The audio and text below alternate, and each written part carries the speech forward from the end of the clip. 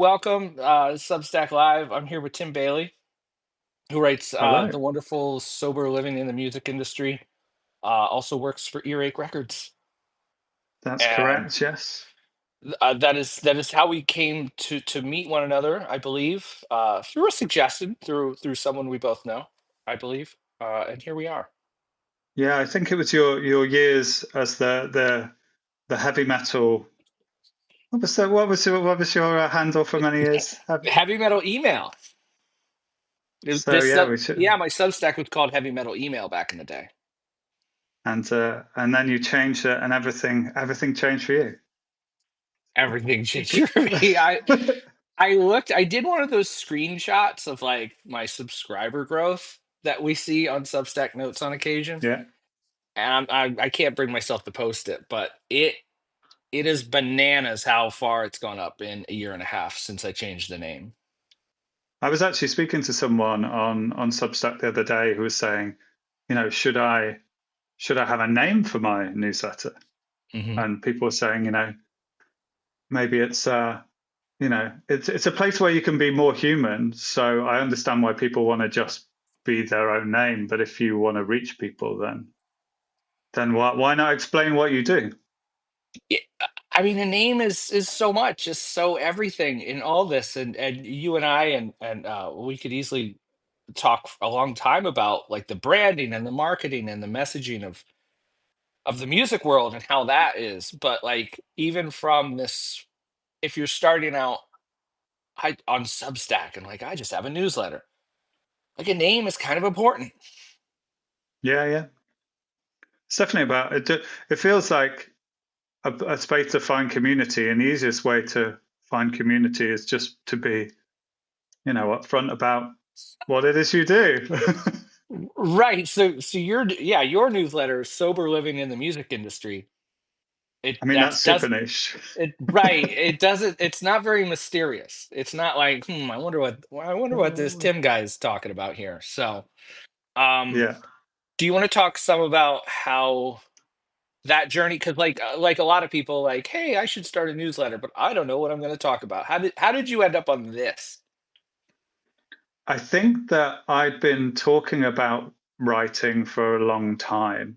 Um, Hmm. my wife is a brilliant storyteller, uh, so yeah, I kind of learned from the best, I guess. I think it really started out on LinkedIn, where I wanted to be a more authentic voice in music for people like myself, but I didn't really want to spend all my time on LinkedIn. Sure. So although I did mirror a lot of what I was writing, or I have been writing in the last few months on LinkedIn, and actually, it's spawned some beautiful conversations as well. Um, but I think, I mean, the third. So I'd written a bit about sobriety through a sort of music industry lens before Christmas, and then I foolishly like the addict brain I have was like, well, I'll just write 31 pieces in 31 days. And and so Laura Laura, my wife, I mean, she didn't even tell me it was stupid actually, which because I think she knows me very well. And it took over, but it really like I really delved into it in a way that I didn't know I was capable of really. And that kind of daily practice, I think, was like made like my writing came on leaps and bounds. I didn't realize that I had that in me. So that's where it came from. I think it was an easy hook for Dry January, and that's why it started. But then I didn't know of the community, the sober community in Substack, and I hadn't I hadn't really found community in sobriety. Um, Definitely is still it's not frowned upon in the music industry at all now, and there's a lot. There's the 0% thing is really big in the UK, across music venues. It's just I don't know. You just don't come across many people that still have taken that choice. So I wanted to be that voice for to kind of normalize that. The people I know have either been straight edge forever, so since they were teenagers, or they just don't make a fuss of it. And I think if you want to be, you want this. I just want it to be the change that I would like to see in the world a little bit with it. So that's where it came from. That's great. Yeah, because there could be a lot of younger people coming up in the music industry that see or think of what it's supposed to be and how they have to fit in. And it's just nice to see someone in your position that, no, maybe it doesn't have to be like that. Yeah, and there still really is that alcohol, drugs are everywhere, be it festivals, shows, on artist riders. There's still, I'm sure it's the same in the US. If you're a band on $100 a night touring, you have $100 a night, which doesn't get you to the next town, but you'll have 2 cases of beer and half a case of water in plastic bottles that you've got that just gets thrown away at the end of the night. So there's, what I hope that changes. I mean, both the $100 fee, there's a £50 fee for a tour support in the UK, and that's just wild. That's just not even that's not even one hotel room and some petrol. Hmm. So yeah, anything that kind of gets people talking a little bit is good. And I wouldn't want anybody feeling like they had to fit in music. I know I was a promoter, so it's very sort of, everyone had to present as extroverts, and I'm probably quite a high performing introvert. I can perform that way, but it's exhausting.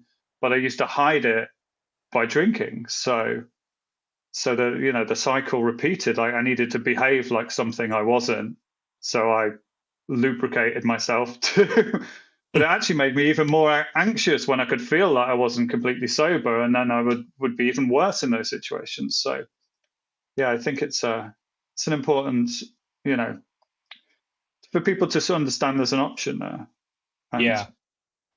It's amazing too the amount of energy that we could put into pretending to be a certain way, a certain type, a certain character in all of this.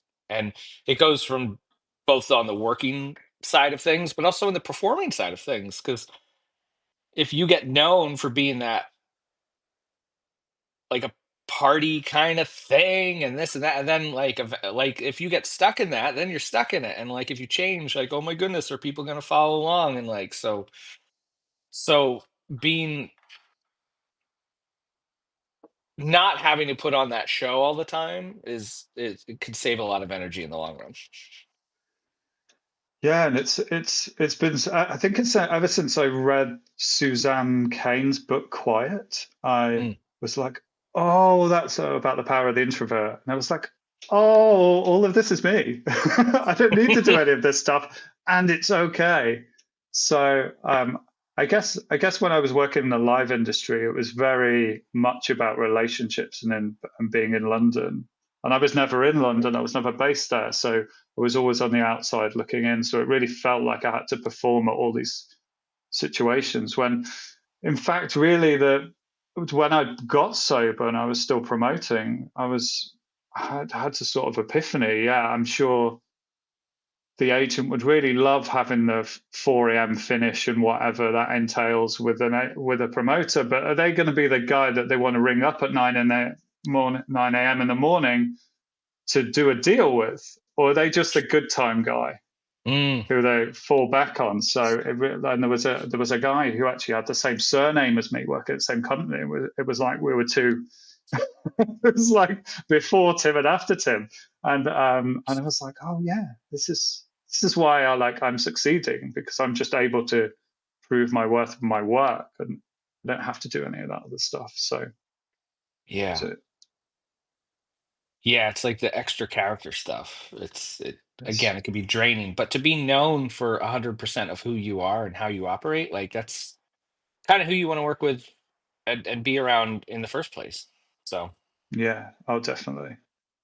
yeah. So going back to, you said community through Substack. How has that, does that come by way of comments, emails and stuff like that? Like how have you seen that?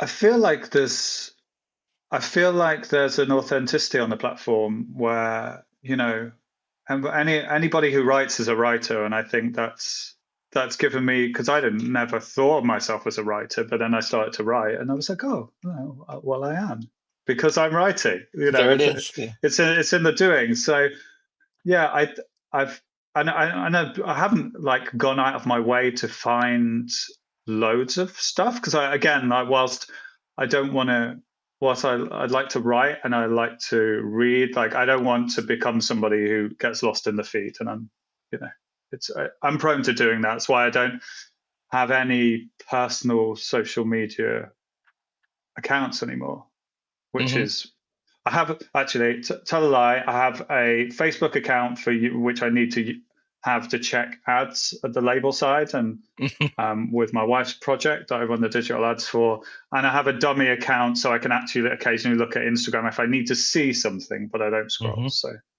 and yeah, I don't think I lost a great deal, or apart Right. from some, which is Do you mean like you haven't missed? There's always that FOMO, fear of missing out, if you're not on all these yeah, different platforms. Like you haven't found that you're missing out on things, right? Or maybe you miss a thing, but like your I life's not don't. devalued because you're not on there anymore. I, if I've missed out, then then I haven't worried about it. So so yeah, I'm pretty happy to, like, that. There's a good balance. Obviously, I'm still on LinkedIn, so I can lose hours there should I wish, but I don't wish. So it's I yeah, it's easy to lose track of time sometimes for me on YouTube Shorts. Those quick videos. Like I don't know oh why, yeah. but I just get sucked into it. Well, I do know why, because it's perfectly tailored to me. It Yeah, just shows all the stuff like, oh, Seth likes watching basketball highlights. So here's a bunch of like 90s highlights of Gary Payton of the Seattle Supersonics. Like, oh my goodness. Like I'm just scrolling. So yeah, YouTube's a big one yeah, for I me. feel that, and I kind of just, and it's like, oh, this is a sort of Midwest emo sounding rock song with a sort of slightly sad vocal, and oh, there's another one. Oh, but I'm doing work here. No, Tim, you work for a metal label, so sign off.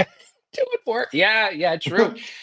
Isn't that a thing though? Is the idea of like that so many of us need, or it's kind of required to have some social media for the work you do. So it's not entirely like you said. You have some accounts to do some of that work stuff, as do I. Because I got to see some of the stuff from time to time for the work I do. Um, but yeah.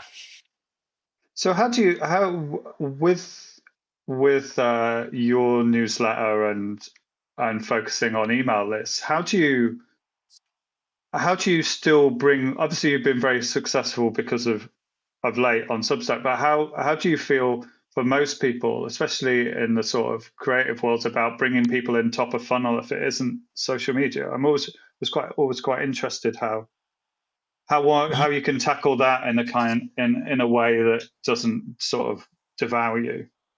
Yeah, well, I think of it in terms of, because I've worked alongside so many creative people that have been laboring over social media, doing like putting on that like I'm a social media marketing person, and that's what I'm doing. I'm on this platform. I'm making stuff for here. I'm doing this, and my kind of thing is like, well, why don't we slow down and get away from that a little bit Yeah, and start to use some of that energy of, and a lot of people too. Look, there's two kind of people on the social media front. There's people like you were saying, yeah, I just need to go on there and post this and post that, and then I'm done, and that's great. But for some people, it's not great. Like it's just like, I mean, yeah. some people can't have a drink. Like just can't. So No, no, so I feel so that. so so getting away from the fear, like, oh my goodness, if I'm not on social media, everyone's gonna forget about me. My career is over. What am I gonna do? And it's like, let's and so explore that. And so like my first thing is like, if you're not spending 4 hours a day on social media trying to do all that stuff and put some of that energy towards the work you do, the art you make, something will come out of that at least. Like you'll be Yeah, able to like make better art, make better or better. but like putting more energy into the thing that you want to put out into the world, which I think is only going to Yeah. benefit however it touches people in whatever ways, however it does. So whether it's a live performance or even just running into someone on the street and like, oh, what are you Yeah. doing? Oh, well, I'm doing my this work now. It's a lot easier because you're not so scatterbrained from spending, 4 days a week, staring at scrolling videos. But the tactical side of that, I mean, there's just one of the biggest things I got was from a person, Michelle Warner. So I read it or listened to a podcast a year or so ago, and it was just all about getting awareness off your plate. That you don't have to be the one to constantly be making the social media assets to be posting and scheduling and engaging with to get the word out. And instead, like, go on someone else's podcast and talk about what Yeah. you do for an hour, because now that person is going to obviously tell their audience, hey, I interviewed this person, blah, blah, blah. That just brings more people into the fold of what you do. So from a podcast, from a print interview, from however you do it, maybe you do a bloggy blog kind of interview or a newsletter interview, hop on Zoom rooms with different people, um, in the creative worlds that you are in, which is super helpful. Not just in a way to like, oh, great, these four people on the Zoom call now are going to follow me and buy my things, but like the energy around that of like, and then not being alone in what you're doing, and like, Yeah. oh yeah, I struggle with this too. Great, now I have confidence, now I have strength and like a belief that I can do this without spending 4 hours a day on my phone. I think it's that. I really think it's just untethering, untangling from like that toxic relationship with social media and like believing that you can be something without it. Yeah. And it's about, so it's using that time for more meaningful making of your art and the things around your art as well. Yeah, I mean, it's so remarkable in talking with people that are getting away from this, the social media pool, the whatever, and just answering the question. So, what do you do? And not the whole worky work thing, like, oh, I work for, Yeah. but Yeah. like, what's the art you make? And it's just like, well, I kind of make, and it's this, but even just getting back to, because we've been so busy shoveling everything onto social media and making that look great. But then when you actually have to talk about it, a lot of us get tongue tied with that because we Yeah. haven't been doing it. Yeah, I've seen that a lot of late, of artists that can present brilliantly through, you know, curated content and then put them in front of a microphone, and just there's nothing, they haven't even had time to reflect on their art because they've been too busy Mhm. fulfilling, logging into the Instagram factory for 8 hours a day. That's really Ye sad. Right, and engaging and, like, replying to all those comments and stuff, which is beautiful if you have the time for it, the energy for it, it's great, get to know your fans, of course. But then, yes, when you get a press opportunity, when a local a publication or a kind of a niche kind of website comes along or a podcast comes along, they want to talk about what you do, and like you're just like I've seen plenty of those interviews over the years, notably with musicians, and it's like, yo, like I'm not, of course, not gonna mention any names, but it's just like, wow, this is because there's some people that do it great because it's them, it's 100% them, and they're not spending all maybe they're not spending all day on social media. I don't know. But like the ones that I don't want to say it's a game. I don't want to say like it, but like to rehearse a bit of like I tell people a lot of this of like make a video of yourself talking about what you do. It'll probably be really bad. But like if you do it like once a day, you don't have to post it anywhere or anything like that. But just like if you do that once a day, like you get a little better at it. And or it's like writing a couple paragraphs of what you do. Like this, like artist profiles or this, that, and the other, the little bio on Substack, like, and it's like 8 lines long. Well, delete all that. Just start over. Can you make it 4 lines? And I'm not saying like everything needs to be bite sized, but not everything needs to be a paragraph either. Like, Yeah. can Yeah. you whittle down to a small bit what you do? Yeah, and if you're working at full speed, just keeping up to date, if you like, then Mm, you're not really you haven't really given yourself a chance to understand the essence of what you're doing, which is so yeah, important if you're an artist. yeah. Well, and how much of that, like, to tie back in with, what you write about, with sobriety and stuff like that, so much of this revolves around being present, right? I mean, when we lose ourselves on social media, when we look up and 3 hours have passed, like, we're not present, and so much, that revolves around in the circle of sobriety and stuff like that, so much is one day at a time kind of stuff. One foot in front of the other, um, which is so important. Just being here in the moment and doing this. Yeah, totally. Yeah, I feel less day to day, like one day at a time now. But it was Mm, definitely for a long time. It was definitely, get through this one day, and the next day hmm will, and then repeat that cycle. It's hmm just positive habits, I guess, in the same way as writing, having a daily writing practice that I had in January hmm was like was way easier than writing twice a week, which then became once a week, and that was once a fortnight. And I still have something to write on Thursday. But I've had something that I really want to write, but it's when you overthink something, and you're like, oh, this is a sensitive subject, you know, how can I do that? And then you just push it on and on. But that's a me problem. I think that's just to sit down and do the. I think that's a sit down and start writing Tim problem, as opposed to really. Well, sure. I mean, look, it's not the suffering Olympics. We all have our own things that we're going through. I always say that. Like, sure, everybody always has something worse than what's going on, but you look at, like, Seth Godin, the marketing guy that I've been reading forever, put a post up today. 10,000 posts, 10,000 blog posts as of today. He posted on his blog.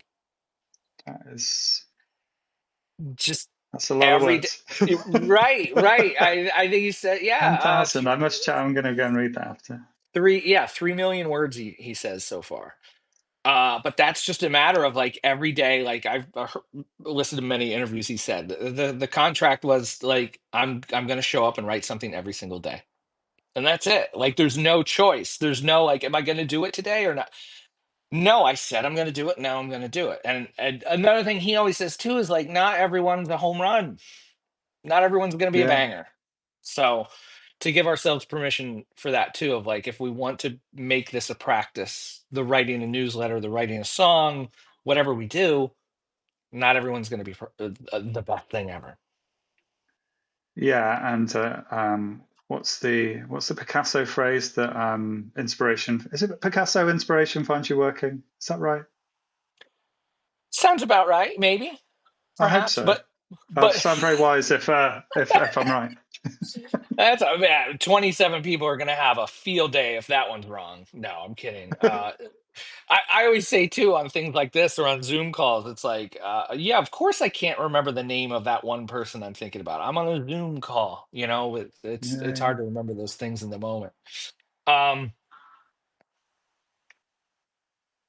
so what does the future hold for the newsletter? I guess, is it just like, I'm going to continue doing this?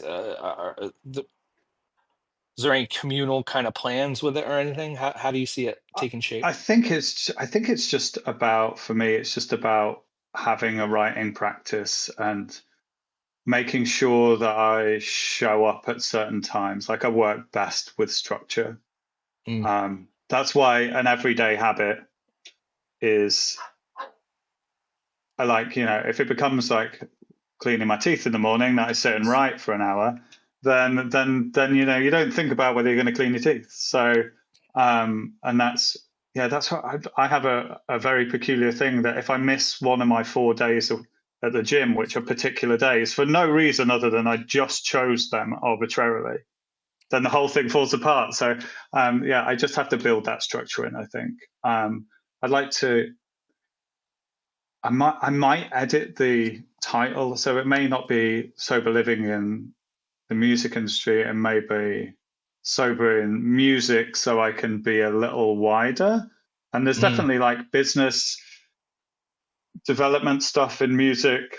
I recently was led on a project to bring this Korean format called Kit over to Western markets, and I do want to write about tech as well a little bit, but as long as it's through the and that I don't think my sobriety necessarily put like informed that to happen, but I think I make things happen more because I'm sober. So hopefully mm, there's a way to talk about tech and talk about the latest my latest thoughts in music into that in some way. I haven't really formulated exactly how that is, but then again, it feels like a more forgiving place for me to just write also. So I don't want to try and remove that blockage.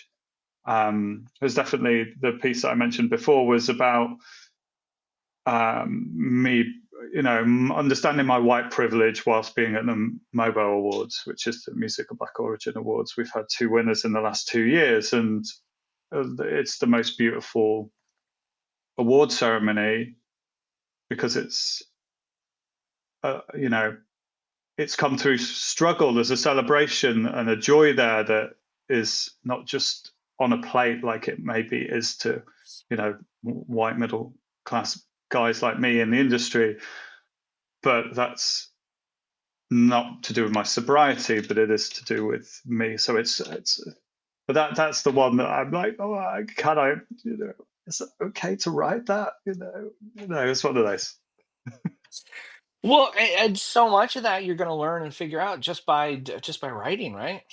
Like just Yes. by putting that out there. I stress that to so many people with the newsletters, in the newsletter space of like people that are new to it, like, well, I don't want to bother people. I don't want to be too spammy. And it's like, well, one, people signed up.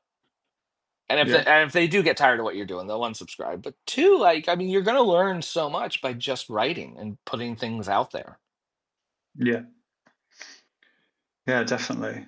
It's I think I'm English, so we definitely don't like to bother people too much. The thought of sending one more than one newsletter a week is like they're all going running for the hills.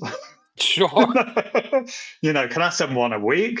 Phew, you know, these people do Yeah. give me their email address, but how much of that email address did they give? Mhm. So, luckily, like so I kind of I'm with them. I have more of an American view about that. Really, um, yeah. If people subscribe, they're into it. Whether that be through the prism of my work, because I write all the newsletters for work as well. Um, and if I've got something of value, then of course I'm going to tell people about it because you're actually doing people a disservice to not, especially in music. A lot of musicians don't make 6 offers to their fans every year. So if you're not making offers to their fans, you're actually doing a disservice to people who genuinely want to support your art. And I think that goes across multiple different kinds of mediums of art. So I'm definitely okay with that. But me writing to others, it was fine for the first 31 days, and I didn't even think about it. And the open rates were fine. Obviously, I checked those like every single day. Mhm. but but now it's like, oh no, maybe, or maybe I've been too long now. So what am I going to do? Yeah, it's funny. Maybe they've gone cold on me now. Right. It's a cold list now. Yeah. Cody Cook Parrott said a great thing about that a while back. Was like for people that like haven't written in a year to their email list, reframed it as like people would like love to hear from you. They'll probably see your name in their inbox and be like, oh, I haven't heard from Yeah. so and so long. So there's always that side too. It's easy to go to like everyone's gonna be mad at me and report me for Oh yeah. spam. It's easy somehow it's easy to go that way, at least for me. But some people spend. I was talking to someone the other day about email frequency and stuff like that, and they send 4 or 5 times a week. And they're like, "Oh, should I not be doing that?" And they said since they did that, their open rate has going up. I'm like, Keep doing it. Yes, like if Yeah, it's yeah, everyone's audience is unique and different.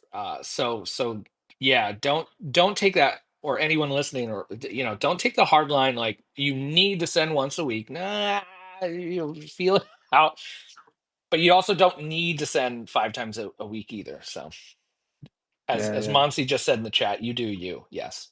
Exactly. And Yeah, also, I'm with Jack that. Roscoe said, Tim, you're too modest and humble. We want you to write more. I mean, it's Oh, that's very right there in the kind. chat. So, That it is. It is. Yeah, it is. I'm down. I'll do that. So how do you obviously you're quite prolific yourself, oh Seth. my. How do you keep to your quota of how do you keep so regular in your work, in your practice? By being around other people, by talking to other people all the time about this stuff.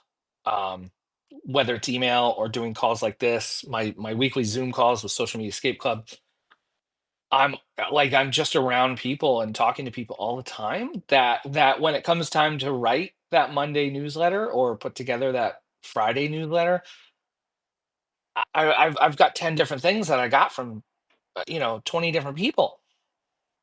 So it's a lot of that. It's a lot of just like staying close to it. Like I used to think I'd need to or actually did this. Like I had an RSS feed of like all the social media gossip and news and all the tech changes and stuff like that. Meta rolled out this week, and I always Yeah, thought like I had to report that.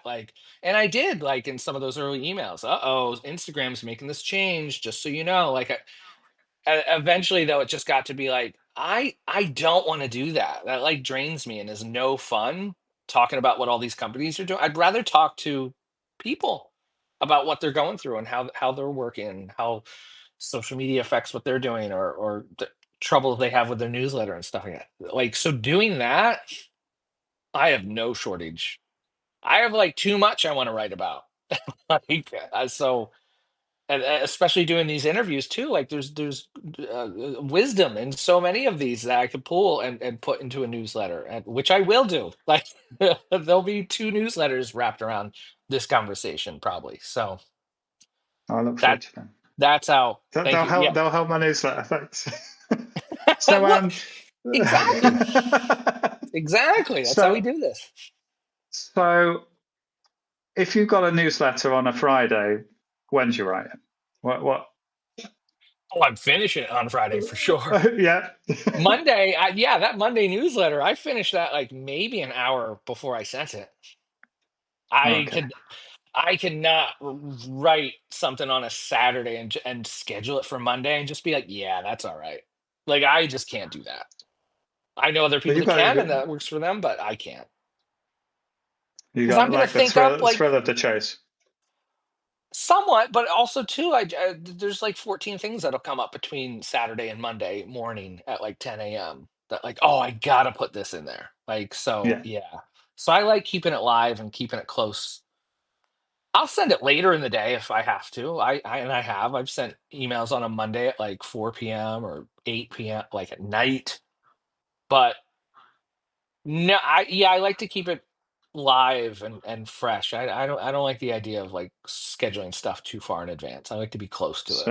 So you're not weeks up front with No, your no, topic wheel. if I were traveling and stuff like that, no, I would not schedule anything ahead of time. Maybe I'd skip a Monday, oops, but like no, no, that's fine. Um I think as long as you're upfront with your subscribers that like, if you did a Monday morning stock report and you charge $20 a month for your Monday newsletters, yeah, maybe don't skip Monday, but that's not what I do. So my audience is forgiving. Yeah. That's a great question though. Like, because everyone's different. There's people Yeah, I yeah, it's see a interesting. lot. Like, it's really interesting. People will schedule stuff further out, but the part of me talking and being around people and being on those Zoom calls or doing things like this is what I stress so much in place of social media for people.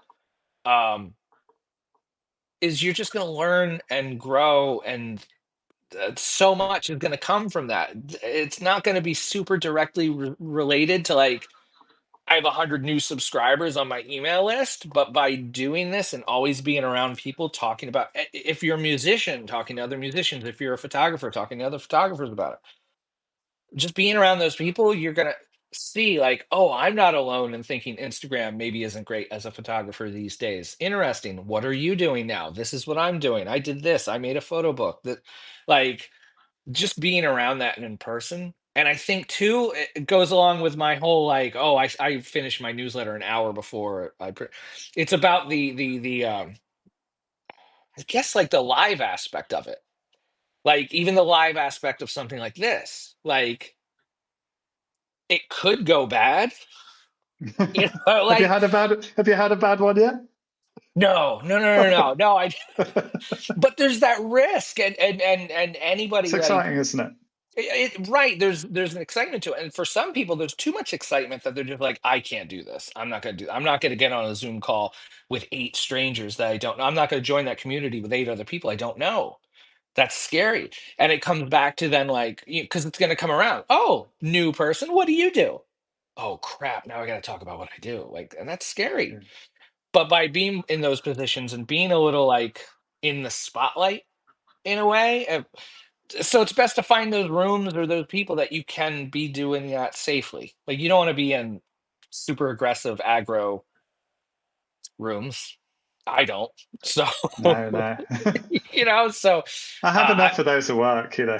I was alluding to that. There's enough aggro, boisterous folk. I don't want to, yeah, hang around in my spare time. So yeah, I think that's a big, super important part in all this is to be around that excitement of other people. And I think social media gave that to us in a way of like, here's a bunch of hearts and here's engagement and this and that. And like, but as we're finding more and more, that doesn't count for much these days with clicks or purchases and this and that. Like and so finding the real live person thing, like is a bit daunting and can be scary, but like we were meant to do that and we did it before social media. So we'll Yeah, do it yeah. again. Indeed, indeed. Yeah. So I know you got to get out of here. Um, but I guess to close, what would you say? You alluded to it earlier of like, artists that only have so many offers in a year. And I kind of know like, oh, we have this thing for sale, like you maybe would want to pre-order or whatever. Like, how do you think how do you think that could be done in a creative way that's not just like here's a buy now button? Well, how could maybe we can close with that, like from your experience with the record label, but also working in and around music for so long. I think it's more. I think that the whole thing that the music industry gets wrong is like, what can you give to me? Like an artist will be, you know, you're buying my thing, when it really should be, what is this giving to the fan or the reader? It should be a gift, like a gift of value. So I think that so much of music industry is like, stream my song out now, and there's like 38 links on a Feature FM link, and it's just like, I don't even know what to look at now. It's And that's thrilling, I know, marketing. And right? I've done some consultancy for someone recently, and that was their marketing. I was like, that's baffling. I don't even know where to look. What do you want them to do? So I guess there's a yeah there's it should be, what are you giving as a label or an artist to a fan, not what can you get from them. So I think it needs to be humanized. I think I'm like the only record label that has a senior manager actually hand write the newsletter every week, and I speak in the first person. I tell people what I think, and people reply, and they talk to me, and they're like, "Oh, I got through to a real email." And I was like, "Yeah, I love hearing from people, and I don't just want you to buy stuff. I want to hear your opinions, and I want people's input." Like we oftentimes ask for people, well, like, what do you want us to make next? Like, survey people, and then, if you survey an audience and they tell you what you want, you deliver on that, then they're more engaged than if they hadn't you hadn't asked them in the first place and you'd offered them the same thing that they wanted. So it works both ways, obviously, but just involving people in a human way is and it's not just buy my shit, because that's it's every I read so many newsletters. I had one today which was just a bunch of, I say it was a newsletter, like there was no news in it. It was just some flashing graphics and some vinyl, and apparently you had to work out to click that to go through to a shop. And I was just like, this And that's it. is Yeah. and that's it. And I've seen them. the newsletter the newsletter is so and so, a list of band names, pre-order now. So you've instantly lost virtually all your list, because that definitely went to everybody. So, Send so all. Yes. Yeah. Yeah. and No segmenting. Yeah. and we I don't have very sophisticated segmenting available, because we'd have to pay for that. But at least I can write an email that, one, somebody wants to open because the headline is intriguing, and two, I talk to them as a human, not in a kind of, I'm prefacing what I'm going to talk to you about with, like, hi, how you doing? Are you enjoying the sun today? And all that paragraph that could just be put in the bin.